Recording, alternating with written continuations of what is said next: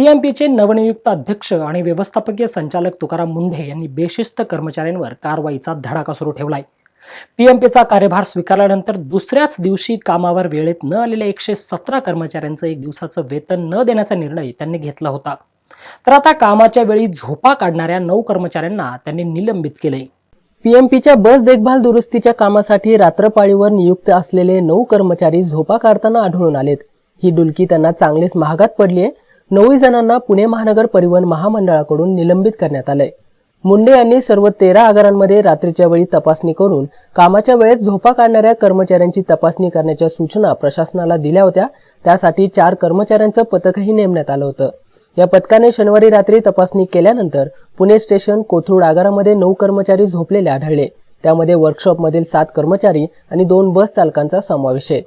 त्यापैकी 4 कोथरूड तर 5 जण पुणे स्टेशन आगारामधील आहेत। कामात हलगर्जीपणा केल्याचा ठपका ठेवून त्यांना निलंबित करण्यात आले। मुंडे यांनी पीएमपीचा कार्यभार स्वीकारल्यानंतर दुसऱ्याच दिवशी वेळेत हजर न राहणाऱ्या 117 कर्मचाऱ्यांचा एक दिवसाचा वेतन कापण्यात आले। आता कामाच्या वेळेत झोपणाऱ्या 9 कर्मचाऱ्यांचं निलंबन करण्यात आले। अशा निर्णयामुळे पीएमपीला खऱ्या अर्थाने दिशा आणि मार्ग मिळताना दिसतोय। या धडाकेबाज निर्णयामुळे मुंडे यांच्या कार्याचं पुणेकरांमध्ये जोरदार चर्चा होताना दिसते। व्हिडिओ जर्नलिस्ट पियुष एरवडेकरसह ज्ञानेश्वर राजुरे, शार्प न्यूज, पुणे।